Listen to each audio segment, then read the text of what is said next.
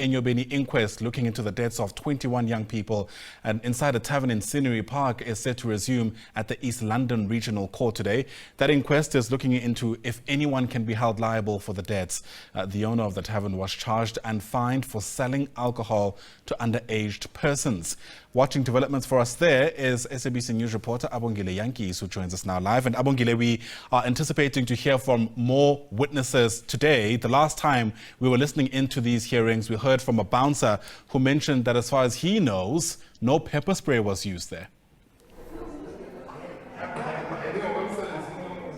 Indeed, Ayanda. Today we're expecting to hear from more witnesses, particularly patrons who had been on the night, who had been at the Enyobeni tavern when that fateful incident happened. And we're also expecting later on the week to expect the liquor board, the Eastern Cape Liquor Board, to also take to the stand. So it's going to be quite a week. We're still waiting for the evidence leader, advocate Luvuyo Vena, to make his way to the courtroom, and then the proceedings will begin. But we do have the parents for so long with whom we can chat with. I do have Mama Ndomizonge Mngangala.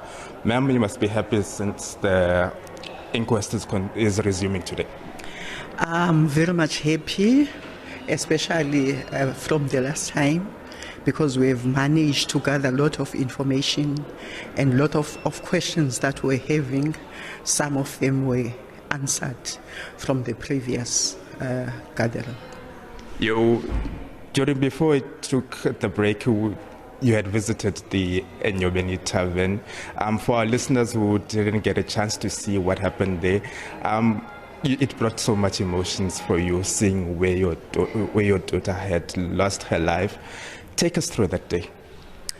Yeah, it was not an easy moment. I was even doubting whether to go. But on the other hand, I wanted to see where did my daughter lie on that particular day. It was an emotional, but at the same time, information-giving day, because we managed to have a feel of what happened into our children during that time.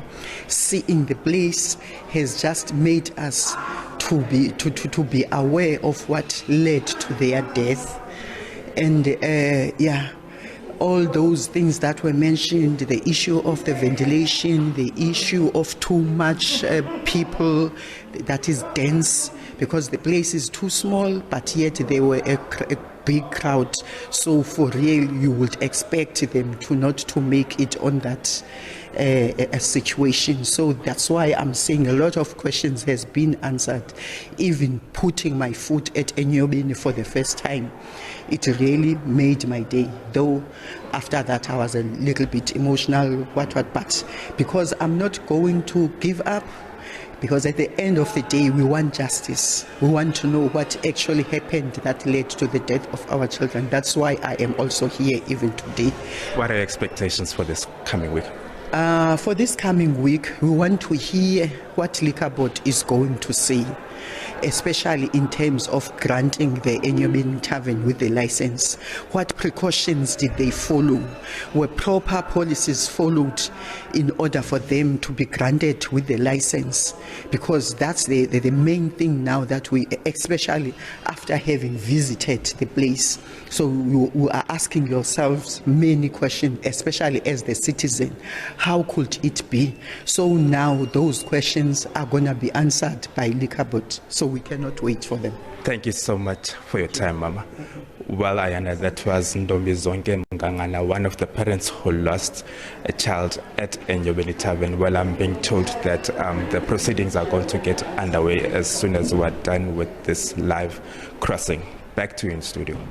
All right, Abongile Jantjies, live to us there from the East London Regional Court in Mdantsane. Thanks very much indeed.